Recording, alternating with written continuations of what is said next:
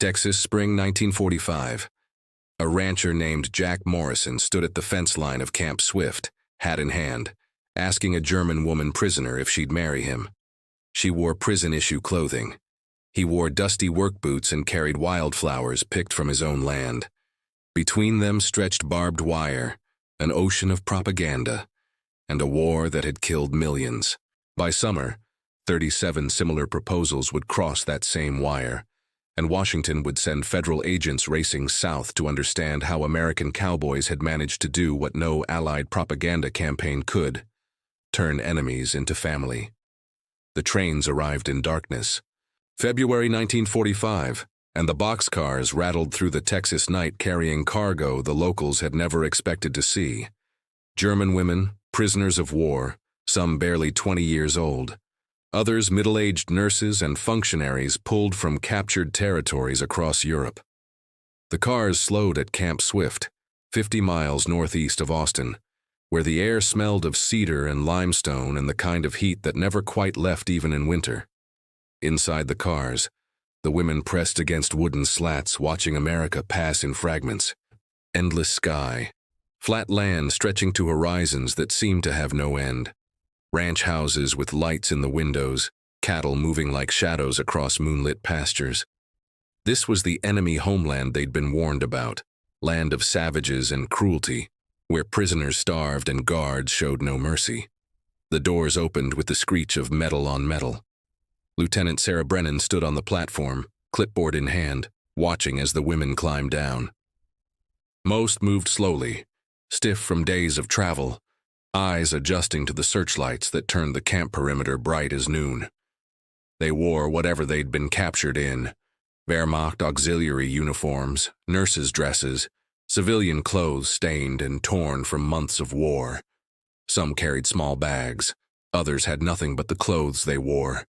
"Form a line," Brennan called out, her voice cutting through the night. "Single file, keep together." The women obeyed, silent and mechanical, forming a ragged column that stretched along the platform. Brennan walked the line, counting, checking faces against her manifest. 42 women, ages ranging from 19 to 53. All captured in France during the final Allied push, most from medical units that had stayed too long trying to evacuate German wounded before the American tanks arrived. A young woman near the front swayed on her feet. Brennan caught her arm. "When did you last eat?" The woman stared, uncomprehending. Brennan tried again in German, her accent rough but functional. "Wann hast du zuletzt gegessen?" "Gestern, maybe. I don't remember." Brennan turned to the guards. "Get these women to the mess hall before processing. They're dead on their feet." This was not procedure. Procedure demanded immediate registration, fingerprinting, assignment of prisoner numbers and barracks. But Brennan had served in North Africa, had seen what prolonged transport did to human beings, and she wasn't about to watch women collapse from hunger just to follow a checklist. The mess hall at Camp Swift had been built to feed American soldiers heading overseas for training. Now, at 2 in the morning, it stood empty except for 2 cooks who'd been roused from their bunks and told to prepare food for an unexpected arrival. They worked in silence, cracking eggs, frying bacon, making coffee strong enough to strip paint. The German women filed in, still silent, still moving like sleepwalkers. They sat at long wooden tables, hands folded in their laps, waiting for whatever came next. The propaganda had been clear about American prison camps: starvation rations, beatings, hard labor until you dropped. They expected tin cups of water, maybe stale bread if they were lucky. Instead, the cooks brought platters: eggs scrambled and steaming, bacon in strips that crackled with grease, toast, butter, jam, coffee in ceramic mugs, cream and sugar on the side, oatmeal with brown sugar and raisins, orange juice, the first citrus most of them had seen in years. No one moved. The food sat on the tables, untouched, while the women stared at it like it might be a trick. In Germany, the British bombers had turned cities into rubble. Food came from ration cards, often just potatoes and black bread, sometimes nothing at all when supply lines collapsed. And here, in an enemy prison camp, Sat enough food to feed a German family for a week. A woman named Greta Hoffmann, 34 years old, former nurse from Hamburg, reached out slowly and touched the bacon with one finger. It was real, still hot. She looked at Brennan, who stood by the door watching, and asked in broken English, "This for us?" "It's for prisoners," Brennan said. "That's you. Eat." Still, they hesitated. It was the smell that finally broke them. Bacon and coffee, aromas so rich and foreign after years of wartime deprivation that several women started crying without realizing it. Then Greta picked up her fork and the rest followed. And for the next 20 minutes, the only sound in that mess hall was silverware on plates and the occasional sob from someone who couldn't quite believe what they were tasting. Later, Greta would write in her diary, "The Americans gave us eggs. Real eggs, not powdered, with bacon that tasted like before the war. I thought it must be a mistake, that tomorrow they would realize and take it back. But tomorrow came, and they fed us again." Camp Swift sprawled across 78 square miles of central Texas rangeland. Before the war, it had been cattle country, open prairie where longhorns grazed and cowboys worked spreads that stretched for days on horseback. Then the Army arrived in 1942, built barracks and training grounds, and turned it into a staging area for divisions heading to Europe. Now, with the war in Europe winding down, parts of the camp had new purpose. The women's POW compound occupied the eastern section, a collection of wooden barracks surrounded by chain-link fence and guard towers.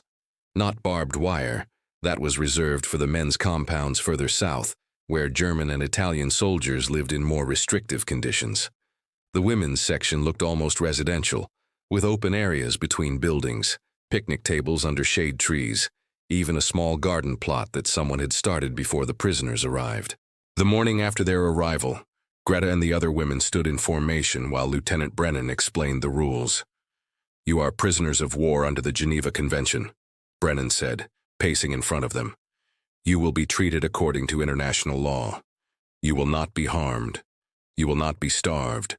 You will receive medical care, male privileges, and work assignments appropriate to your status." She paused, letting her gaze sweep across the formation. "You will also work. The convention allows it, and this camp needs labor. Some of you will work in the kitchens, others in laundry, maintenance, administration. Those with medical training will work in the camp hospital, treating both American personnel and fellow prisoners." A hand went up. Maria Vogel, 22, former Wehrmacht telephonist. "What about the fields?" "What about them?" "We were told American prisoners work like slaves in the fields. That we would too." Brennan's expression didn't change. "You're in Texas, not a cotton plantation. The work here is cooking, cleaning, paperwork. If you're assigned to the hospital, you'll be nursing. Nobody's picking cotton." She dismissed the formation and watched them disperse, moving toward their barracks in small clusters. They walked carefully, like people still expecting the ground to give way beneath them. Brennan had seen it before. Prisoners who couldn't quite accept that the reality didn't match what they'd been told, who kept waiting for the trap to spring. The trap never came. Instead, over the following weeks, the women learned the rhythm of Camp Swift. Morning formation at 7. Breakfast in the mess hall. Always more food than seemed reasonable. Sometimes steak, sometimes pancakes, always coffee. Work details from 8 to noon, then again from 2 to 5, with Sunday off entirely. Evening meals, lights out at 10. The work itself proved easier than anyone expected. Greta, with her nursing background, joined the hospital staff. She worked alongside American medics and doctors, treating everything from training injuries to the occasional illness that swept through the barracks. The Americans showed her respect, asked her opinion on treatments, even sought her advice on patients with unusual symptoms. Maria worked in administration, filing reports and processing paperwork, under the supervision of a clerk named Dorothy, who brought her coffee every morning and asked about her family back in Germany, with what seemed like genuine concern. Others worked in the kitchens, the laundry, the motor pool, keeping records on vehicle maintenance, and on Sundays, they had visitors. The first rancher appeared on a Sunday in late March. His name was Thomas Crawford, 58 years old, owner of the Circle C Ranch about 15 miles west of camp. He arrived in a dust-covered truck, hat in hand, and asked the guard at the gate if he could speak to whoever was in charge of prisoner labor assignments. They sent him to Lieutenant Brennan's office. Crawford took his hat off when he entered, holding it against his chest like a shield. "Ma'am, I understand you've got German prisoners here now. Women prisoners." "That's correct. I was wondering if any of them might be available for ranch work. I've got 3 hands left. Everyone else joined up or went to the city for factory jobs. Spring roundup's coming and I can't manage 70,000 acres with 3 men. Brennan leaned back in her chair. "Mr. Crawford, these are prisoners of war, not ranch hands for hire. I understand that, ma'am. But I also understand the convention allows prisoners to work, and I'm prepared to pay fair wages directly to the camp for their labor. Not looking for slaves, looking for help, and willing to treat them right." She studied him for a long moment. Crawford had the look of someone who'd spent his entire life outdoors. Weathered face, calloused hands, the kind of quiet dignity that came from working land that could kill you if you made mistakes. "What kind of work?" "Mending fences, checking water tanks, helping with cattle when we move them. General ranch work. Nothing dangerous, nothing that violates any rules. I've read the convention guidelines." "You've read the Geneva Convention?" "Yes, ma'am. Borrowed a copy from the library in town. Wanted to know what I was getting into." Brennan made a note on her pad. "I'll need to verify this with Washington, but if it's approved, I'll send you prisoners who volunteer. Nobody goes who doesn't want to." 3 days later, approval came through. The War Department had decided that agricultural work fell within acceptable labor categories for female POWs, particularly in areas where the local economy suffered from labor shortages. Camp Swift could assign prisoners to local ranches on a temporary basis, provided the work met certain safety standards, and the ranchers paid fair wages to the camp administration. Brennan called for volunteers. 12 women stepped forward, Greta among them. They'd been in the camp for 6 weeks now, and while conditions were far better than anyone had expected, the monotony was starting to wear. The chance to work outside, to see something beyond chain-link fence and barracks, held appeal beyond just breaking routine. The following Sunday, Crawford returned with 2 other ranchers, Jack Morrison from the Double M, and a younger man named William Hart, who ran a smaller spread called the Broken Arrow. They arrived in trucks, and Brennan watched from her office window as the prisoners climbed into the truck beds, sitting on hay bales the ranchers had placed there for comfort. The convoy rolled out through the gate.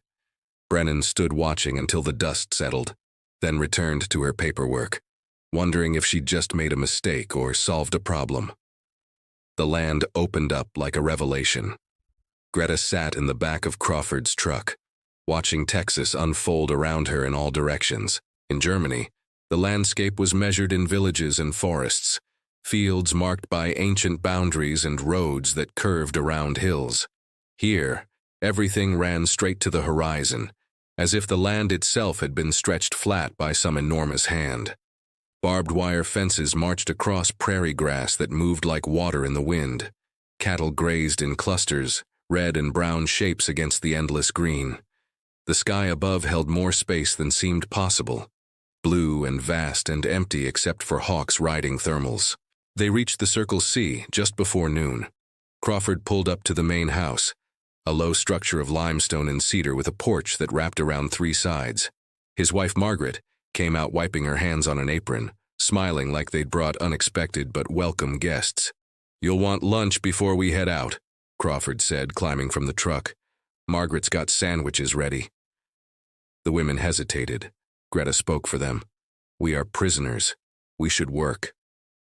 "You'll work better on a full stomach," Margaret said. "Come on inside, there's lemonade too." Inside, the house was cool and dim, all the curtains drawn against the midday heat. Margaret had set out a spread on the dining table, sandwiches, pickles, potato salad, a pitcher of lemonade beading with condensation. The German women stood awkwardly until Margaret started handing out plates. Then they sat and ate in silence, still not quite believing this was real. After lunch, Crawford took them out to the south pasture in his truck, explaining the work as they drove. "We've got about 5 miles of fence line that needs checking. Posts come loose in the spring rains. Wire gets stretched by cattle pushing against it. You'll walk the line in pairs, mark any damage with these flags." He held up strips of red cloth. "And I'll come back later with tools to fix it." He stopped the truck near a metal gate, let them all climb out, then pointed across the pasture. "Fence line runs from here to that windmill you can see in the distance. Take your time. Stay in pairs. There's water jugs in the truck bed if you need them. And if you see a snake, don't try to be a hero. Just back away and mark the spot. We'll handle it later." Then he drove off, leaving them standing in grass that reached their knees, with nothing but fencing wire and open sky and each other. Maria turned to Greta. "He just left us." "He did. We could walk away." Greta looked around at the endless prairie. "Walk where? The nearest town is probably 10 miles. We don't know which direction. And even if we found it, we're German prisoners in Texas during a war. Where would we go?" Maria nodded slowly, then picked up a bundle of flags and started walking toward the fence line. "Might as well do the work then." They spent 4 hours checking fence that afternoon. The work was simple but thorough. Walk the line, check each post for stability, look for breaks or stretches in the wire, tie a flag where repairs were needed. The Texas sun beat down with relentless heat, and the wind carried dust that got into everything: hair, eyes, mouth. But something else happened too. As they worked, moving slowly across the prairie, the landscape began to work on them. The sheer openness of it, the sense of space that had no boundaries you could see, created a feeling that was hard to name. In Germany, even before the war, everything had been close and defined.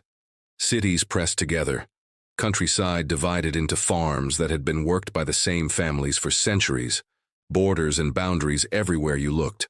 Here, there were no boundaries, just grass and sky and the line of fence they followed, and that fence seemed less like a barrier than a thread connecting one part of infinity to another. "I could breathe here," Maria said at one point, stopping to rest. "Does that sound strange?" Greta understood. "No, I feel it too." When Crawford returned at 4 o'clock, driving slowly along the fence line to check their progress, he found them sitting in the shade of the truck, drinking water, and looking quietly satisfied with themselves. They'd flagged 37 spots needing repair, a thorough job that would save him days of work rechecking the entire line himself. "You did good work," he said, nodding at the flags visible along the fence. "Real good work. Next Sunday, if you want, we'll check the north pasture. Different terrain out there, more cedar breaks, couple of creek crossings, pretty country." They came back, the next Sunday, and the Sunday after that, and soon the routine established itself. Every Sunday morning, the ranchers would arrive at Camp Swift in their trucks, and the prisoner volunteers would pile into the truck beds for the drive out to whichever ranch needed work that week. Sometimes it was fence checking. Other times it was helping move cattle from one pasture to another, or cleaning water tanks, or the dozens of small tasks that kept a ranch running. The ranchers treated them like hired help, which meant treating them like human beings. They provided lunch, usually eaten sitting in the shade of trucks or under trees with everyone together, prisoners and Americans, sharing sandwiches and trading stories in broken English and gestures. They offered water constantly, knowing the heat could kill someone who wasn't careful, and they paid attention to small things, like making sure the truck beds had hay bales for comfort, or bringing extra hats for prisoners who didn't have good sun protection. And slowly, almost without anyone noticing, something began to change. The breakthrough came from an unexpected direction: horses. Jack Morrison of the Double M raised quarter horses alongside cattle, breeding them for ranch work and occasional sale to other spreads. He had about 30 head at any given time, and on a Sunday in late April, he brought 5 of the gentler mares to a corral near where the prisoner group was working on fence repairs. "Any of you ladies know how to ride?" he called out. The women stopped working, looking at the horses with expressions that ranged from curiosity to fear. Most had grown up in cities, Hamburg, Berlin, Munich, where horses existed mainly as transportation for the rich or as military draft animals during the war. The idea of riding one for pleasure seemed foreign. But one woman, a younger prisoner named Anna Klein, stepped forward. "I rode as a child. My uncle had a farm." Morrison nodded. "Want to try again? This mare here," he gestured to a palomino with a blaze of white on her forehead, "is gentle as a kitten. Name's Daisy. Been teaching kids to ride for years." Anna approached the horse slowly, extending her hand for Daisy to sniff. The mare woofed softly, nuzzling Anna's palm. Morrison brought out a saddle, showed Anna how to check the girth, helped her mount. Then he led them around the corral at a walk, talking constantly about keeping heels down, hands steady, weight centered. After 10 minutes, he stepped back and let Anna try on her own. She walked Daisy around the corral, then urged her into a slow trot. The other prisoners stopped working entirely, watching as their fellow prisoner moved around the enclosure, sitting the horse with gradually increasing confidence. Anna's face, usually reserved and careful, broke into something that looked like joy. "You're a natural," Morrison called out. "Your uncle taught you well." By the end of the afternoon, 3 more women had tried riding, all of them on Daisy under Morrison's patient instruction. And on the drive back to camp that evening, the women talked about horses and riding with an enthusiasm that Lieutenant Brennan noticed immediately when they returned. "Good day?" she asked Greta at evening formation. "We rode horses," Greta said, and the wonder in her voice was unmistakable. "They let us ride their horses." The word spread through the camp. The following Sunday, when the ranchers arrived, almost 20 women volunteered for ranch work, double the usual number. Morrison and the others had to turn people away, promising they'd expand the program if they could get approval for more workers. Something fundamental had shifted. The prisoners were no longer just enduring captivity. They were beginning to experience something that resembled freedom, or at least a kind of freedom they hadn't known existed. The freedom of open spaces, of working with animals, of being trusted with tools and responsibilities that went beyond prison routine. And the ranchers noticed it too. "They work harder than most hands I've hired," Crawford told his wife one evening. "And they're grateful for things most Americans take for granted. Gave one of them a spare pair of work gloves last week, and she thanked me like I'd given her gold." Margaret was quiet for a moment. "Tom, do you think about what they've been through to end up here?" "I do. They're just people, caught up in something bigger than themselves." "I know." "Then maybe we should treat them like people, not just workers." Crawford understood what his wife was suggesting, that the line between prisoner and person was thinner than official policy acknowledged, and that continuing to treat the German women as merely labor units was missing something important. The next Sunday, Margaret came with him to the ranch. She brought fresh-baked cookies, lemonade in glass bottles, and when lunch break came, she sat with the German women under the shade trees and asked them about their lives before the war. It started carefully. The women were hesitant, unsure if talking about Germany was allowed or even safe. But Margaret had a gift for drawing people out, and soon they were sharing stories about families and hometowns, about favorite foods and childhood memories, about the small, ordinary details of life that war had interrupted. Greta talked about working as a nurse in Hamburg, about the hospital where she'd trained and the patients she'd cared for before the bombing started. Maria described her job as a Wehrmacht telephonist, routing calls and messages, trying to make sense of a war that seemed to have no sense to it. Anna talked about her uncle's farm, about summer days spent riding horses through fields that stretched to forests where her grandfather had hunted deer. And Margaret listened, just listened, without judgment or propaganda, letting these women be human again.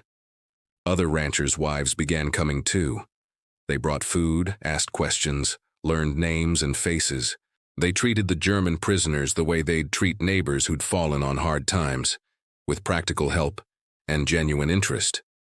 By May, the Sunday ranch work had transformed into something that looked less like a prison labor program and more like a cultural exchange program that happened to involve fence mending. Washington noticed. A report crossed the desk of Colonel Raymond Parker, War Department liaison for prisoner affairs, noting unusual patterns at Camp Swift. Prisoner morale was described as exceptionally high. Local integration was proceeding at rates that exceeded normal expectations, and perhaps most notably, there had been 0 escape attempts from the women's compound, despite several opportunities during ranch work assignments. Parker called Lieutenant Brennan. "I'm reading your monthly reports," he said without preamble. "They're unusual, sir. Your prisoners are working on civilian ranches unsupervised. They're interacting with local populations. And according to your notes, some of them have received gifts from ranchers' families. Is that accurate?" Brennan chose her words carefully. "The Geneva Convention allows prisoner labor, sir, and it doesn't prohibit ordinary human courtesy. Human courtesy doesn't include gifts, Lieutenant. With respect, sir, we're talking about work gloves and spare hats. Practical items for ranch work, not contraband." Parker was quiet for a moment. "The concern, Lieutenant, is fraternization. We're at war with Germany. These prisoners need to remain prisoners, not become part of the local community. They're prisoners, sir. They return to the compound every evening. They're counted and accounted for. But while they're working, treating them like human beings seems to be good for morale on both sides. Morale isn't the issue. Security is. I'm sending an inspector to review your program." The call ended. Brennan sat in her office, staring at the phone, knowing that what she'd built at Camp Swift was about to face its first real test. The inspector arrived 2 weeks later. A captain named Harold Simmons, who looked like he'd never smiled in his life and saw regulations as holy writ. He spent 3 days reviewing files, interviewing guards, and observing the prisoner compound from every angle. On Sunday, he insisted on accompanying the ranch work detail. Brennan assigned him to ride with Morrison, figuring that if anyone could show the program at its best, it would be Jack. They drove out to the Double M with 6 prisoners in the truck bed, Simmons sitting stiff in the passenger seat, taking notes on everything. At the ranch, Morrison explained the day's work, moving a small herd of cattle from the east pasture to the west, about 2 miles across relatively open ground. Simple work, but it required coordination and some skill with horses. "You're putting prisoners on horses?" Simmons asked. "Been doing it for weeks," Morrison said. "They're good riders, better than some Americans I've hired. And if they decide to ride away?" Morrison looked at him like he'd said something profoundly stupid.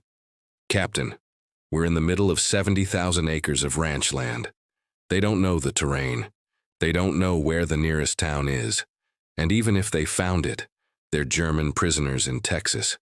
Where exactly would they go?" Simmons didn't have an answer to that. He watched as Morrison saddled horses for the prisoners, showing the same care and instruction he'd shown since the program started. He watched as Greta and Anna and the others mounted up, moving with confidence that spoke of practice and comfort. And he watched as they spent the next 3 hours helping move cattle across open prairie, working alongside Morrison's regular hands with a coordination that looked practiced and natural. At lunch, Morrison's wife brought out food and sat with the group, prisoners and Americans together, sharing sandwiches and talking about the weather, the cattle, the endless small topics that made up ranch life. Simmons ate apart, taking notes. On the drive back to camp, he was quiet.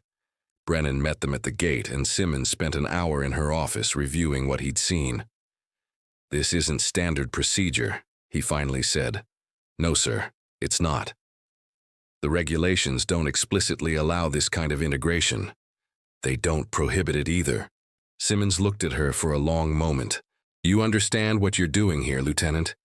You're not just running a prisoner program. You're conducting a social experiment. I'm treating prisoners according to the Geneva Convention and allowing them to work in ways that benefit both them and the local economy. You're making them American." Brennan let that sit for a moment. "Would that be so terrible, sir?" Simmons didn't answer directly. Instead, he closed his notebook and stood to leave. "I'll file my report. The program can continue for now. but with additional oversight. Weekly reports on prisoner activities, quarterly reviews, and any incidents, no matter how minor, must be reported immediately. After he left, Brennan sat in her office and let out a breath she didn't know she'd been holding. The program would continue, for now. But she understood what Simmons had really said, that Washington was watching, and that the line between acceptable prisoner treatment and making them American was thinner than anyone had officially acknowledged. Jack Morrison fell in love on a Thursday in early June. It happened while teaching Anna Klein how to rope a fence post, a basic ranch skill, swinging a lasso to catch a target at 20 feet. She kept missing, laughing at herself. And in that laugh, Morrison heard something that made him look at her differently. She was 23. He was 36. She was a prisoner. He was her supervisor. Every regulation and social norm said this was impossible. He taught her to rope anyway. Over the following weeks, Morrison found excuses to work near wherever Anna was assigned. If she was checking fence, he'd happen to be checking the same section. If she was helping in the barn, he'd need to reorganize tack right then. His regular hands noticed and said nothing, recognizing something they'd seen before in various forms. A good man caught by feelings he didn't know how to handle. Anna noticed too. She began to anticipate where Morrison would be, to position herself where their paths would cross naturally. They didn't speak about it, didn't acknowledge what was happening, but both of them felt it. The pull of attraction that ignored every practical obstacle between them. By July, Morrison knew he had a problem. Not just an attraction problem, but a moral one. Anna was a prisoner under his temporary supervision. Any relationship between them would be automatically suspect, potentially coercive, impossible to navigate without violating either regulations or basic human decency. He stopped coming to the ranch on Sundays when prisoners were working. Anna noticed his absence immediately. She asked the other hands where Morrison was, received vague answers, and understood what was happening. He was protecting them both, maintaining distance because getting closer was impossible. It lasted 3 weeks. Then Morrison showed up on a Sunday in late July, found Anna working alone at a water tank, and said the words he'd been holding back. "I can't stop thinking about you." Anna looked at him, wind catching her hair, sunlight making her squint. "I know. This is impossible. I know that too." They stood 3 feet apart, the space between them loaded with everything they couldn't say or do. Finally, Morrison turned and walked away, and Anna watched him go, feeling something crack inside her chest. But Morrison wasn't the only one. Thomas Crawford's oldest son, Robert, had come home on leave from the Navy in June. He was 29, a lieutenant on a destroyer in the Pacific, home for 2 weeks before shipping back out. And on his second day home, he'd accompanied his father to the ranch during prisoner work hours and met a woman named Maria Vogel. They'd talked for maybe 10 minutes, about the ranch, about the war, about nothing important. But something in that conversation stuck with Robert Crawford, and when he returned to his ship, he found himself writing letters, not to Maria directly that would violate regulations, but to his father asking about the German prisoners, about how they were doing, about that one woman who'd worked as a telephonist. Thomas Crawford, who wasn't stupid and knew his son, mentioned the letters to Maria one Sunday. "My boy wrote about you." Maria looked up, startled. "What?" "My son Robert. He's in the Navy. Asked after you in his last letter." Maria didn't know what to say to that. She'd thought about the young naval officer too, about his easy smile and the way he'd treated her like a person rather than a prisoner. But he was in the Pacific, probably getting shot at by Japanese planes, and she was a German prisoner in Texas. The idea that he'd thought about her afterward seemed like fantasy. But the letters kept coming. Thomas showed her one in August. Just a paragraph, but the intent was clear. Robert Crawford was interested in Maria Vogel, and distance and circumstances couldn't stop him from making that interest known. By September, similar stories were emerging across multiple ranches. A cowhand named Billy Carter had started courting Greta Hoffman with a determination that ignored every practical obstacle. William Hart, the younger rancher with the broken arrow spread, had fallen hard for a prisoner named Lisa Werner, and was trying to figure out how to navigate that reality. Throughout the prisoner work program, connections were forming that went beyond the professional, beyond the acceptable, and people noticed. The first proposal came in late September. Jack Morrison appeared at Camp Swift on a Tuesday afternoon, not Sunday, and asked to speak to Lieutenant Brennan. She found him standing in her office, hat in his hands, looking like a man about to jump off a cliff. "I want to marry one of the prisoners," he said without preamble. Brennan had been expecting this, not the timing, not necessarily Morrison specifically, but she'd seen it coming. "Anna Klein." "Yes, ma'am." "She's a prisoner of war, Mr. Morrison." "I know that. Germany is still technically at war with the United States, even with the European conflict over. Until there's a formal peace treaty, she remains enemy personnel." "I understand that too." Brennan leaned back in her chair. "Then you understand this is impossible." "No, ma'am. I understand it's complicated, but impossible is different. The war's over in Europe. Germany surrendered in May. These women aren't soldiers. They're civilians who got caught up in something bigger than themselves. And now they're here, working on ranches, living decent lives, and some of us have gotten to know them as people, real people. And I love her." The simplicity of that last statement cut through all the regulations and complications. Morrison loved Anna Klein, and he was asking permission to act on that love. Brennan was quiet for a long moment. "Even if I wanted to approve this, and I'm not saying I do, it would require approval from Washington, from the War Department, possibly from the State Department. The process could take months, and there's no guarantee they'd say yes." "Then start the process." "Mr. Morrison, Lieutenant, I'm 36 years old. I've been running my family's ranch since I was 23. I fought in the First War, saw friends die in French mud, came home and built something decent out of empty land. I know what matters and what doesn't. Anna Klein matters, and if there's a process, I'll follow it. I'll wait as long as it takes, but I'm asking you to start it." Brennan pulled out a form, began filling it in. "I'll submit the request, but you need to understand. The answer will probably be no." Morrison just nodded. "I'll take probably no over definitely never." The request went to Colonel Parker's office. He called Brennan 3 days later, his voice tight with something that might have been frustration or anger or both. "One proposal I could handle as an anomaly," he said, "but I just received 6 more from Camp Swift. 6, Lieutenant. What in God's name is happening down there?" "Ranchers are falling in love with prisoners, sir. That's not supposed to happen. People don't consult regulations when deciding who to love." Parker was quiet. Then, "This is going to create problems. Political problems, social problems, problems I can't even predict yet. But I'll forward the requests. God help us all." Within 2 weeks, 37 formal marriage proposals had been filed with the War Department from ranchers, ranch hands, and local men who'd met German women prisoners through the Camp Swift work program. 37 men willing to marry enemy nationals, willing to navigate bureaucracy and social stigma, willing to bet their futures on women they'd known for less than a year. Washington had no protocol for this. The second inspector arrived in October, but this one didn't come alone. Captain Simmons returned, accompanied by 2 FBI agents, a State Department official, and a representative from the Judge Advocate General's office.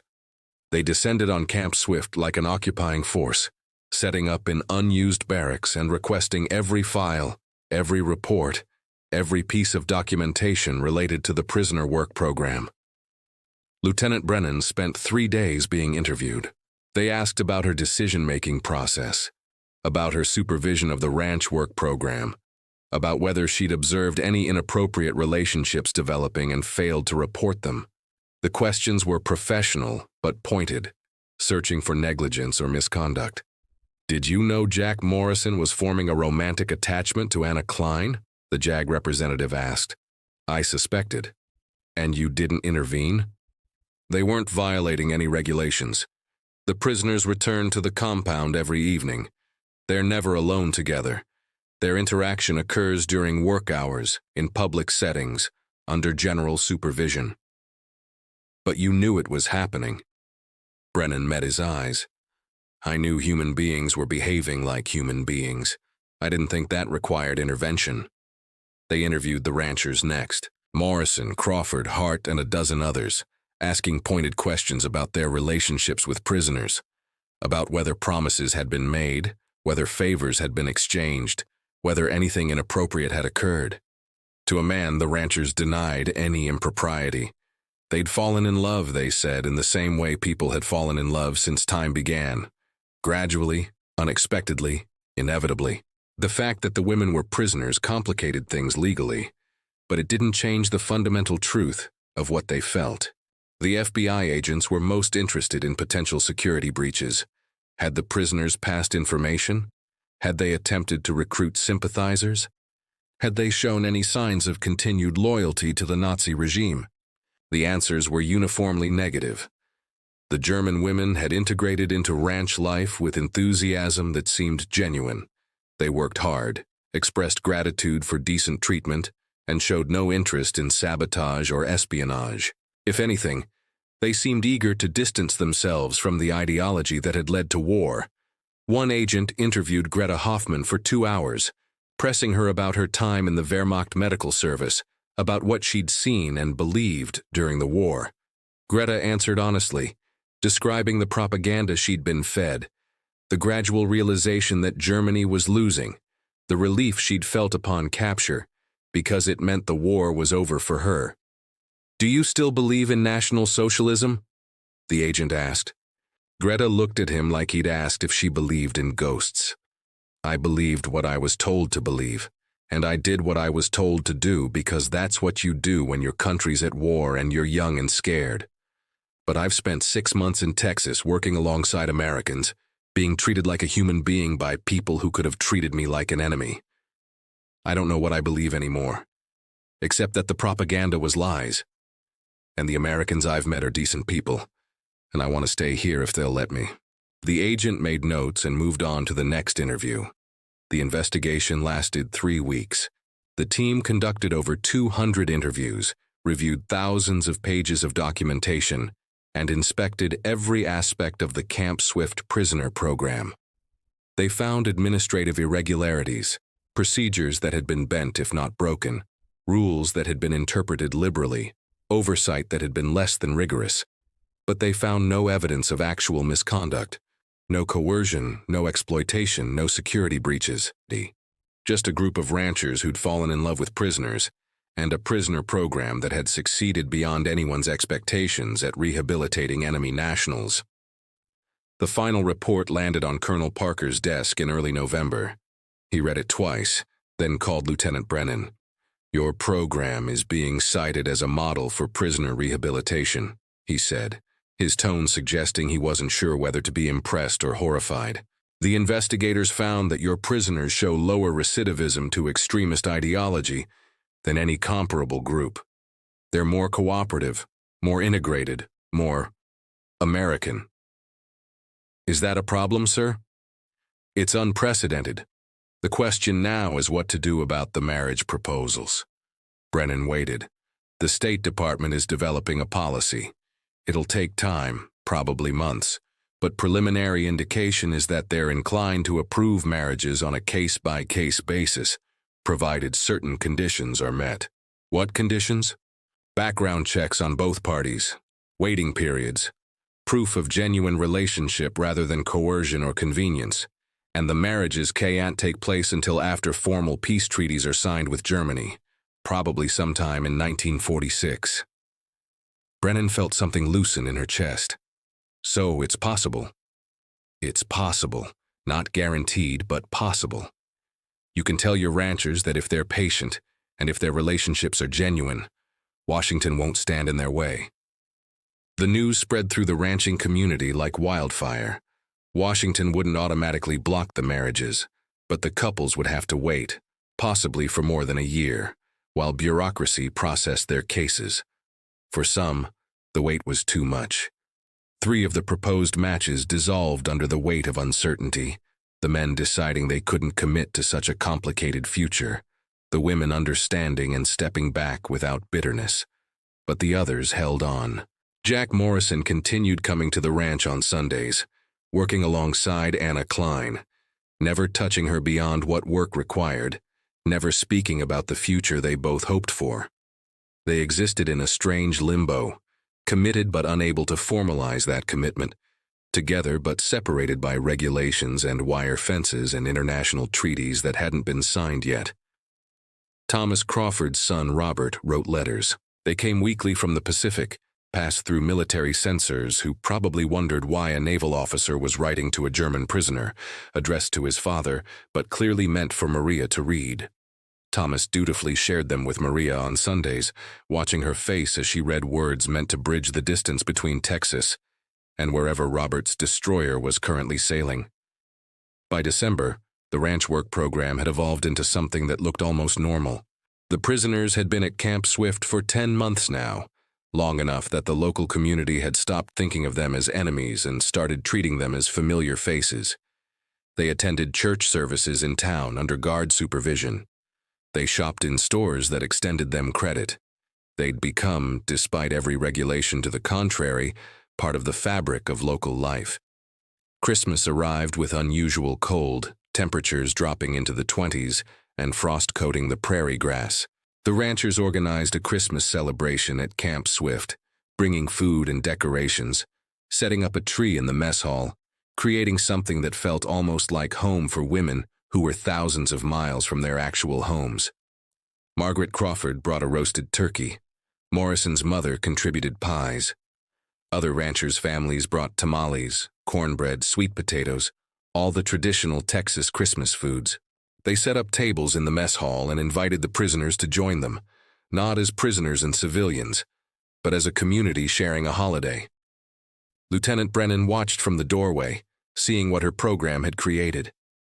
The German women sat alongside American families, sharing food and stories, singing carols in English and German. Children from the ranches played with prisoners who'd become surrogate aunts. Old men told war stories that somehow bridged the gap between former enemies. And in one corner, Jack Morrison sat next to Anna Klein, close enough that their shoulders touched, talking quietly about nothing important, just existing in each other's presence, waiting for the bureaucracy to catch up to their hearts. Greta found Brennan later that evening. "Lieutenant, I wanted to thank you." "For what?" "For treating us like human beings, for not letting us stay enemies." Brennan nodded, uncomfortable with gratitude. "You did the hard part. You chose to trust us. We had no choice. You were our captors. You had the choice to stay angry, to hold on to ideology, to refuse to see us as anything but enemies. You chose differently." Greta was quiet for a moment. "In Germany near the end, we heard terrible things about American prison camps. That prisoners were starved, beaten, worked to death. My unit was captured in France, and I remember being so scared that I couldn't breathe. Then we got on trains, and they fed us. Real food, not rations. And I realized the propaganda had been lies." "Not all of it was lies," Brennan said quietly. "There have been camps where prisoners were treated badly. Just not here." "Why not here?" Brennan considered the question. "Because the people here decided to be decent. That's all. They didn't have to be, but they chose to be, and it made all the difference." The policy came through in March 1946. Formal approval for marriages between American citizens and German POWs, subject to background checks and a 6-month waiting period from the date of application. Jack Morrison and Anna Klein were the first to complete the process. They'd applied in September, endured months of investigation and paperwork, answered endless questions about their relationship and intentions. In April 1946, they received final approval. The wedding took place at Morrison's ranch on a Saturday afternoon. Not at the camp, not in a courthouse, but on the land where they'd fallen in love. Margaret Crawford and other ranchers' wives spent a week preparing, transforming the ranch house into something festive. Someone found a white dress that fit Anna with only minor alterations. Morrison wore his best suit, the one he'd bought before the war and rarely had occasion to wear. The ceremony was simple. A local minister presided, reading vows that sounded both ancient and new. Anna spoke hers in careful English, her accent thick but her meaning clear. Morrison's voice cracked when he said "I do," emotion overwhelming his attempt at composure. When the minister pronounced them married, Morrison kissed his wife, not his prisoner, not his employee, but his wife, and the assembled crowd erupted in applause that rolled across the prairie like thunder. Lieutenant Brennan attended in civilian clothes, wanting to be present but not wanting her uniform to remind anyone of the prisoner program that had made this possible. She stood in the back, watching as Anna Klein became Anna Morrison, watching as a German prisoner of war became an American rancher's wife, watching as the impossible became real. The reception lasted into evening. People danced to music from a borrowed phonograph.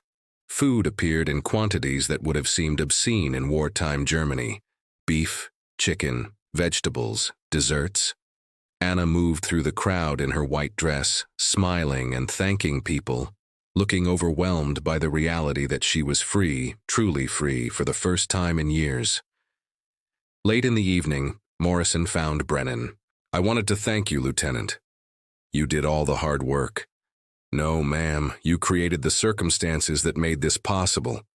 You could have run that camp by the book, kept the prisoners locked down, never allowed the ranch program. Anna and I would never have met." Brennan nodded, accepting his gratitude. "Are you worried about what people will say?"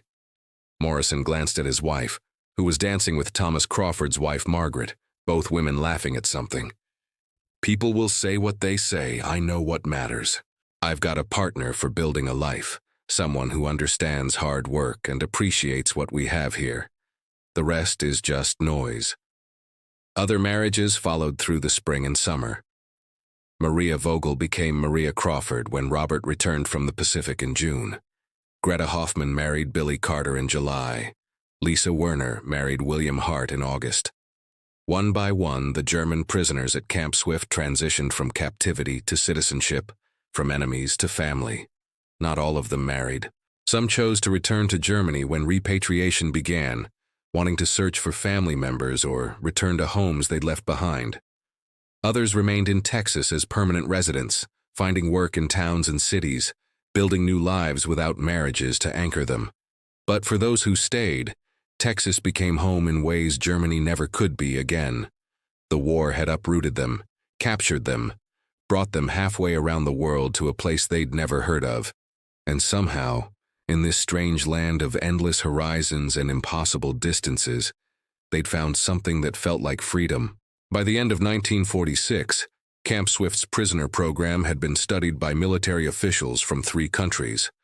The success rate, measured in prisoner rehabilitation, community integration, and post-release stability, exceeded any comparable program. Fewer than 2% of the German women who passed through Camp Swift showed any continued sympathy for Nazi ideology. Nearly 60% chose to remain in the United States permanently. The secret, investigators concluded, was simple and profound. Treating prisoners like human beings produced better results than treating them like enemies. Lieutenant Brennan received a commendation for her administration of the program, along with a promotion to captain. She stayed at Camp Swift through its closure in 1947, overseeing the final prisoner repatriations and the camp's transition back to civilian use. Years later, she would be asked about the program in interviews and historical documentation. She always gave the same answer. "We didn't do anything revolutionary. We just remembered that prisoners were people, and people respond to decency." The ranchers who'd employed German prisoners found their operations strengthened by the experience. Some of the marriages they'd witnessed inspired them to hire more broadly, to look beyond traditional ranch hand demographics, to judge workers by capability rather than background. The German women who'd stayed brought skills and perspectives that enriched the community: medical knowledge, organizational ability, language skills that proved valuable as trade with Europe resumed.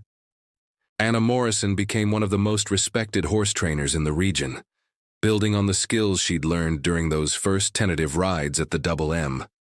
She and Jack raised 3 children on the ranch, each of them growing up bilingual, comfortable in both American and German traditions. Maria Crawford returned to college after the war, eventually becoming a teacher in Austin. She specialized in German language instruction, helping American students understand the culture she'd left behind. Her children with Robert went on to successful careers, one becoming a diplomat specializing in European affairs. Greta Carter trained as a nurse practitioner and worked at the regional hospital until retirement. Her medical skills, honed in German hospitals and refined at Camp Swift, saved lives throughout her career. She never spoke much about the war, but her patients knew she'd come from Germany, and they trusted her with a depth that transcended national origins. The town of Taylor, near Camp Swift, eventually erected a small memorial to the prisoner program. Not a monument to victory or conquest, but a simple plaque acknowledging an unusual chapter in local history, when enemies became neighbors, when war gave way to peace not through treaties, but through individual acts of decency. The plaque reads, "During World War II, German prisoners of war worked alongside Texas ranchers in this region. Many stayed, married, and became part of our community. Their story reminds us that humanity transcends conflict, and that treating former enemies with dignity creates lasting peace." The Camp Swift story became a footnote in World War II history, overshadowed by major battles and political decisions. But for the people involved, it represented something more significant than military victory. It demonstrated how quickly propaganda dissolves when exposed to actual human interaction. The German women had been taught that Americans were cruel, that capture meant suffering, that the enemy was fundamentally different and dangerous. One meal of eggs and bacon began undermining years of ideological conditioning. One Sunday of honest ranch work continued the process. 6 months of decent treatment completed it. The transformation wasn't about betraying Germany or embracing American superiority. It was simpler, recognizing that the people they'd been taught to fear were just people, complicated and flawed and decent, in ways that matched their own capacity for decency. The American ranchers learned something too. They'd been told Germans were fanatics, true believers in Nazi ideology who could never be trusted. Then they'd worked alongside German women, watched them struggle with English and laugh at their own mistakes, seen them cry when letters from home brought bad news, observed them work with determination and care. The ideology evaporated. What remained were individuals. Historians later noted that Camp Swift's success rate in deprogramming Nazi-indoctrinated prisoners exceeded any formal rehabilitation effort. No classes, no propaganda films, no structured intervention. Just ordinary life, shared work, and the cumulative weight of small kindnesses that made hatred impossible to sustain. The marriages were the visible symbol, but the real story was larger. Hundreds of German women passed through Camp Swift. Most didn't marry Americans, but nearly all of them left with fundamentally altered worldviews, their understanding of enemies and allies permanently reshaped by months of being treated like human beings. When they returned to Germany, or stayed in America, or scattered to other countries in the displaced person migrations that followed the war, they carried those experiences with them. They told their children that Americans had fed them, trusted them, even loved them. Those children grew up without the automatic hatred that might have poisoned another generation. Peace, real peace, wasn't created by treaties alone. It was built by individual decisions to treat former enemies with dignity, by ranchers who offered work instead of contempt, by prisoners who chose gratitude over bitterness, by communities that welcomed strangers despite every reason to reject them. Texas in 1945 wasn't trying to make history. The ranchers needed workers. The prisoners needed hope. Lieutenant Brennan was just trying to run an effective program. Nobody set out to prove profound philosophical points about human nature or the futility of propaganda, but they proved them anyway. The sun still rises over central Texas rangeland, burning across horizons that stretch to impossible distances. Cattle still graze on land that once held prison camps. The barracks are gone, returned to prairie grass and cedar, but the legacy remains, in the families built from unlikely unions, in the community shaped by wartime necessities, in the quiet proof that treating enemies like humans makes them something else entirely. Not American, necessarily. Not converted or conquered, Just human again, which turned out to be enough.